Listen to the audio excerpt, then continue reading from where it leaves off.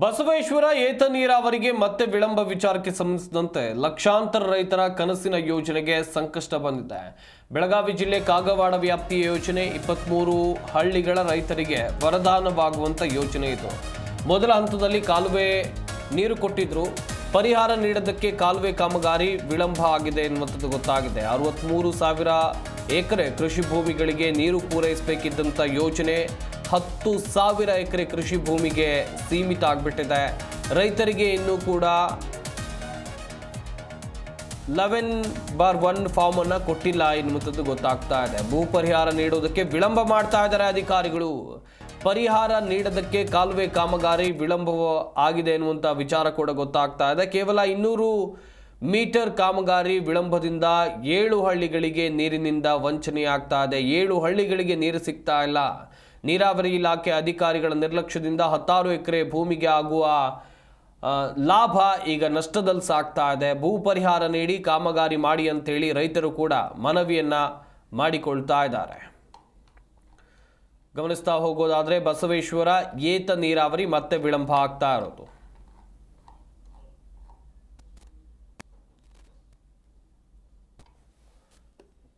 ಮಳೆ ಬಿದ್ದಾನ ಈಗ ಹರಿಶನ ಕಬ್ಬ ಮತ್ತು ಗೊಂಜಾಳ ಹಾಕತ್ತಾರ್ರಿ.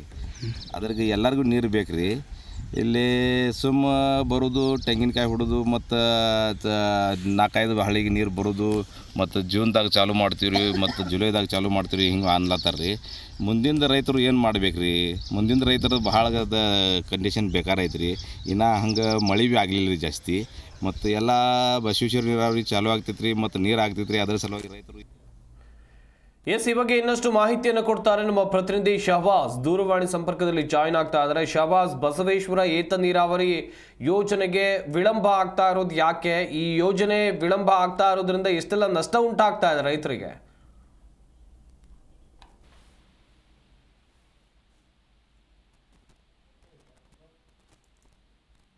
ಶಹಬಾಜ್, ನನ್ನ ಧ್ವನಿ ಕೇಳ್ತಾ ಇದೆಯಾ? ಈ ಸಂಪರ್ಕ ಸಾಧ್ಯ ಆಗ್ತಾ ಇಲ್ಲ ಅಂತ ಕಾಣುತ್ತೆ. ಮತ್ತೊಮ್ಮೆ ಸಂಪರ್ಕ ಮಾಡುವಂಥ ಪ್ರಯತ್ನವನ್ನು ಕೂಡ ಮಾಡ್ತೀವಿ. ರೈತರು ಹೇಳ್ತಾ ಇರುವಂಥ ವಿಚಾರಗಳನ್ನು ಕೂಡ ನೀವಿಲ್ಲಿ ಗಮನಿಸಬೇಕಾಗತ್ತೆ.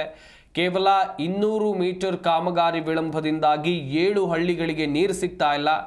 ರೈತರು ಸಂಕಷ್ಟದಲ್ಲಿದ್ದಾರೆ ಅಂತೇಳಿ ಮತ್ತೊಮ್ಮೆ ಜಾಯ್ನ್ ಆಗ್ತಾ ಇದ್ದಾರೆ ನಮ್ಮ ಪ್ರತಿನಿಧಿ ಶಹಬಾಜ್, ಇಲ್ಲಿ ಯೋಜನೆ ವಿಳಂಬ ಆಗ್ತಾ ಇರೋದು ಯಾಕೆ? ಹಾಗೇನೆ ಎಷ್ಟೆಲ್ಲ ಹಳ್ಳಿಗಳಿಗೆ ಈ ಯೋಜನೆಯಿಂದ ಲಾಭ ಇದೆ? ಈಗ ಯಾವೆಲ್ಲ ಹಳ್ಳಿಗೆ ನೀರು ಹೋಗ್ತಾ ಇದೆ? ಇನ್ನು ಯಾವ ಹಳ್ಳಿಗೆ ನೀರು ಹೋಗೋದು ಬಾಕಿ ಇದೆ? ಹೌದು ಶರತ್, ಏನಂತಂದ್ರೆ ಇದು ಬೆಳಗಾವಿ ಜಿಲ್ಲೆಯ ಕಾಗವಾಡ ತಾಲೂಕಿನ ಹಾಗೂ ಅಥಣಿ ತಾಲೂಕಿನಿಂದ 23 ಹಳ್ಳಿಗಳಿಗೆ ಇದೊಂದು ಜೀವ ವರದಾನವಾಗಿರುವಂತದ್ದು. ಇದು ಮೊದಲನೇ ಹಂತದಲ್ಲಿ 63,000 ಎಕರೆ ಭೂಮಿಗೆ ನೀರಾವರಿಯನ್ನು ಪೂರೈಸಲಾಗುತ್ತಿದ್ದು 10,000 ಕೃಷಿ ಭೂಮಿಗೆ ಮಾತ್ರ ಸೀಮಿತವಾಗಿದೆ. ಅಂದ್ರೆ 10,000 ಎಕರೆ ಭೂಮಿಗೆ ಮಾತ್ರ ಸೀಮಿತವಾಗಿದೆ. ಇನ್ನು 53,000 ಎಕರೆ ಭೂಮಿಗೆ ಇದು ನೀರು ಹೋಗ್ಬೇಕಾಗಿದೆ. ಅಂದ್ರೆ 23 ಹಳ್ಳಿಗಳ ಪೈಕಿ ಇದು ಕೆಲವೊಂದು 5 ರಿಂದ 6 ಹಳ್ಳಿಗಳಿಗೆ ಮಾತ್ರ ಯೋಜನೆ ಈಗ ಅಷ್ಟೇ ನಡೀತಾ ಇರೋದು. ಇನ್ನು ಬಹಳಷ್ಟು ಹಳ್ಳಿಗಳಿಗೆ ನೀರು ಹೋಗ್ಬೇಕಾಗಿದೆ ಶರತ್. ಆಮೇಲೆ ಇದು ಲೇಟ್ ಆಗೋದಕ್ಕೆ ಕಾರಣ ಏನಂತಂದ್ರೆ ಕೇವಲ ಕೆಲವೇ ದಿನಗಳಷ್ಟು ಕೆಲಸ ಮಾಡಿ ಆ ಕಡೆ ಗುತ್ತಿಗೆದಾರರು ಹೋಗ್ಬಿಡೋದು, ರೈತರಿಗೆ ಸಮಸ್ಯೆ ಮಾಡಿ ಅಲ್ಲೇ ಅವ್ರಿಗೆ ಹೊಲದಲ್ಲೇನೆ ಕೆಲಸ ಅರ್ಧಕ್ಕೆ ನಿಲ್ಲಿಸ್ಬಿಡೋದು, ಈ ಎಲ್ಲ ರೀತಿಗಳಿಂದಾಗಿ ಇದು ಬಹಳಷ್ಟು ಲೇಟ್ ಆಗಿ ಕೆಲಸ ಸಾಗ್ತಾ ಇದೆ ಅಂತ ಹೇಳ್ಬೋದು. ಥ್ಯಾಂಕ್ ಯು ಶಹಬಾಜ್ ತಮ್ಮೆಲ್ಲ ಡೀಟೇಲ್ಸ್ಗಾಗಿ.